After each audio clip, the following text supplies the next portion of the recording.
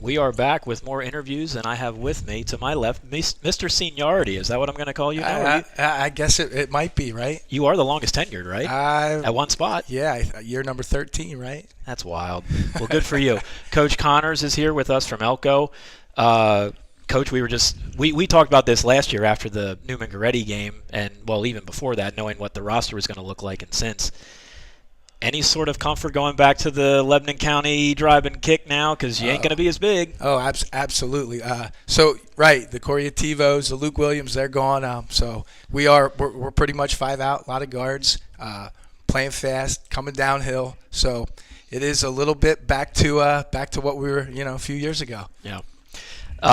Kind of along those same lines, with you being here as long as you have been, your program has really taken on a metamorphosis, not just with ELCO, the team itself, but you have guys that are playing college basketball, like Division I kids. I mean, are you kind of blown away that like little Myerstown in the middle of a cornfield is producing kids like this? I mean, that are playing Division I basketball?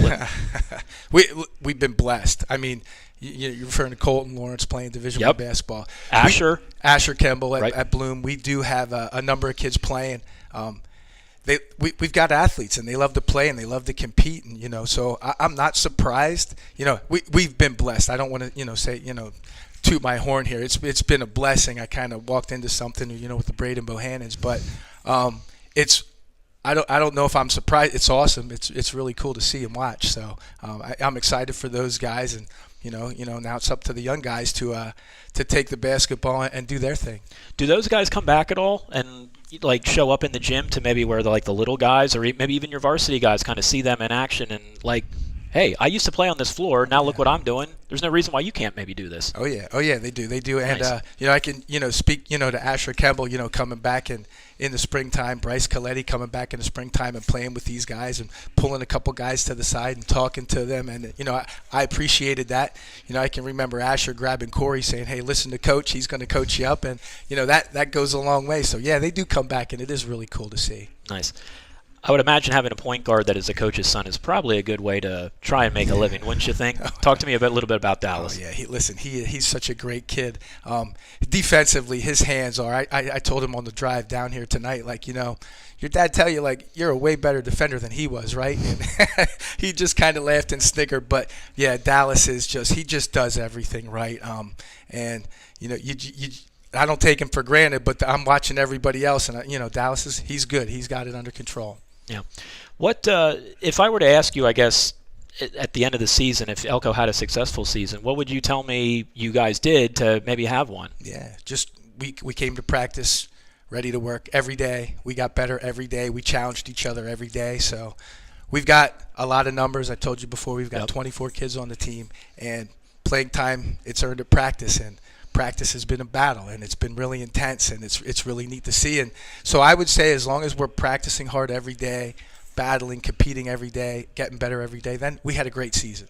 Why do you think you are getting so many numbers out? Because ELCO isn't, again, the largest school in the world, but, 24, that's a pretty dang impressive number to have. Yeah, it's just kind of evolved from our fall sports into our winter sports, and we just have a ton of participation right now, and the kids want to be part of something, and it's really neat to see. At the end of the day, school day, I walk down to the gym. I'm not kidding. There's 100 kids standing in front of the weight room, ready to get in the weight room and work. So it's been really neat, and we're numbers-wise, we're just in a good spot right now. How was your summer? How did you kind of reintegrate these new roles to where you did lose Luke and Corey and all those guys, to where there needs to be some new starters that enter into the mix and role players? Yeah, well, it started with open gym in the spring, and attendance was outstanding. It never ceases to amaze me. The kids, they just show up and they keep showing up, and obviously we do the team camp and have summer leagues, and they don't miss. They just show up, and they're playing other sports, and they just find ways. They find the time, and they make it a priority. Do you still play at all? You get up and down with them? Maybe half court. Come on now, don't sell yourself short. All right. Hey, listen, I'm all good. Do you have anything for me? Is there anything you want to? Looking forward to seeing you guys back out there. Excellent. As always, Coach. Appreciate you. Thanks, Andy. Best of luck. Thank you.